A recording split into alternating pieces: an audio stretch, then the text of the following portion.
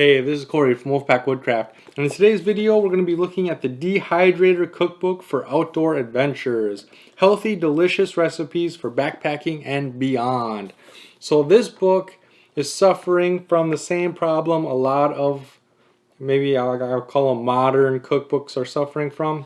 And that's that the recipes don't have any pictures. There's no pictures of any of the food in here. And so for me personally, usually that's I'm not going to enjoy the book because of that. Because what I like to do is I like to flip through, find a picture of something that looks delicious, and then make that something. This book is a little bit different, but again, I really wish that they would put pictures of the meals so that I can see what it is, because I'm a visual person, right?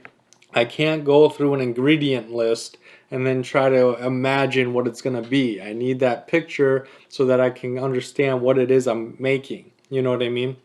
And so I don't like that. But this book does have a lot more to offer than just recipes. So this book is broken down into 3 sections, and each section has chapters within it. And so part 1 is basics of dehydrating for the outdoors, dehydrating 101, and preparing for your adventure.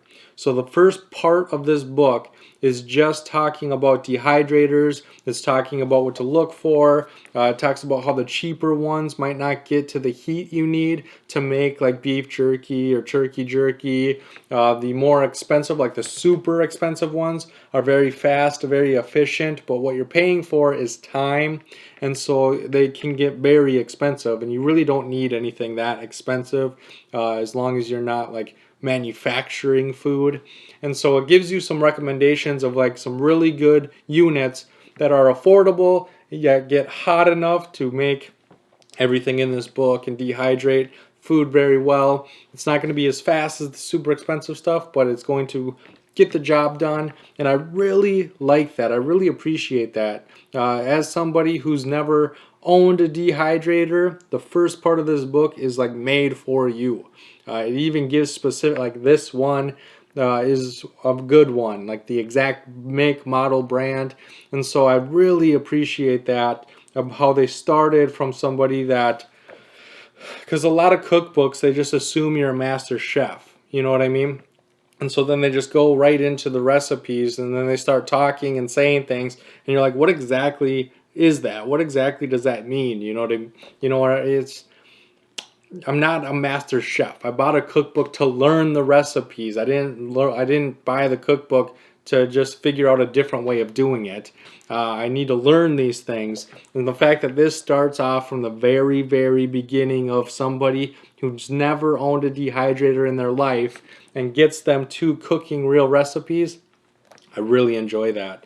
The next part, so part 2, is all about dehydrating food at home. So fruits and vegetables, grains, meats and seafood. It's about dehydrating individual ingredients.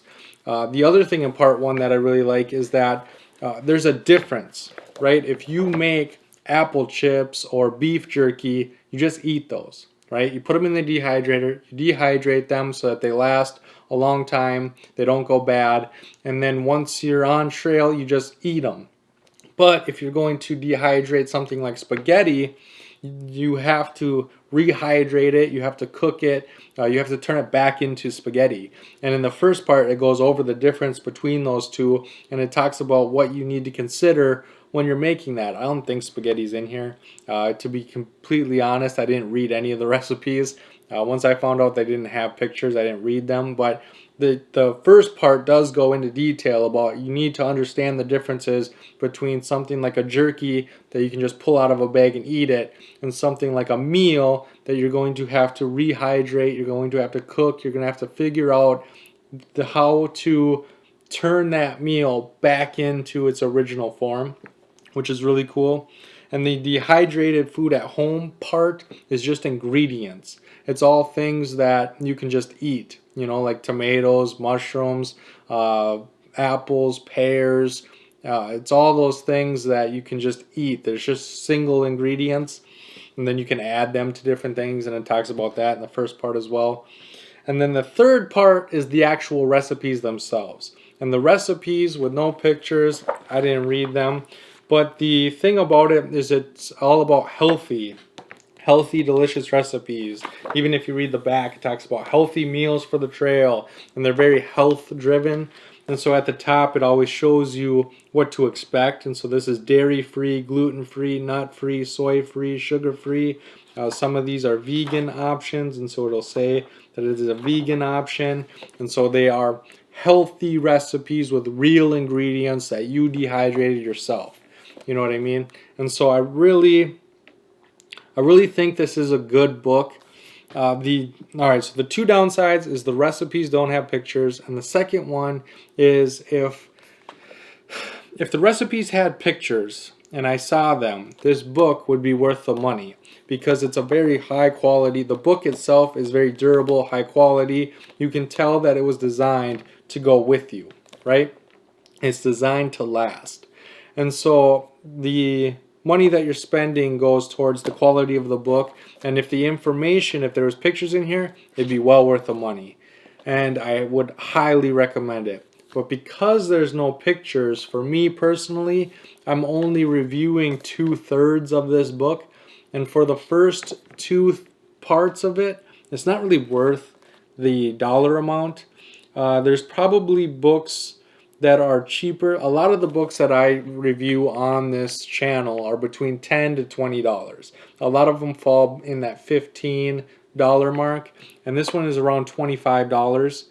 And so it is a higher end book, and I feel like you could get like Dehydrating 101, get that a dedicated book itself, right? A dedicated book that's Dehydrator 101 and how to dehydrate the few things. The dehydrator that we bought actually came with how to dehydrate beef, how to dehydrate apples and different things. It came with the heat and the time. This is way more specific. This is way more accurate than what came in that booklet. But again, you can probably get a dedicated book with just those 2 parts for cheaper. But again, I know a lot of people, they like to read different recipes. They like to go through and read different recipes from different people, because I don't think spaghetti's in here, but as the example I thought of, so we're going to stick with it. And so if you have 6 different cookbooks from 6 different people and you read each of their spaghetti recipes, there's going to be little tips and tricks inside of each one of those, right? They don't know each other. They're not going to be the same tips or tricks. But if you put all 6 of them together, you might find an ingredient that they all share that you never thought of. And you're like, this must be an important ingredient if it's in all 6 recipes. This trick and this trick and this trick can really make something even better. And so by reading multiple recipes from multiple different people, you can come up with something even better by copying the little tips and tricks from each one. And I understand that that is something that people really enjoy. It's not something that I enjoy. And so if that is something that intrigues you, if it's something that you are excited about, I highly recommend this book. It will take you from not owning a dehydrator to making delicious, healthy meals just in this book itself. And so then it is well worth the money. If you're only going to buy it for the first 2 parts, maybe you might want to shop around first, see if there's something else that people highly recommend. But for me personally, I'm glad I got it. Again, I don't use the recipes, but the first 2 parts in here I do use.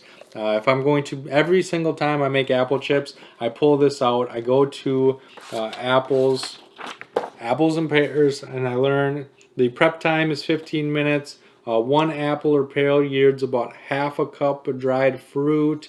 And then the heat and what to do and the preparation and how to store it.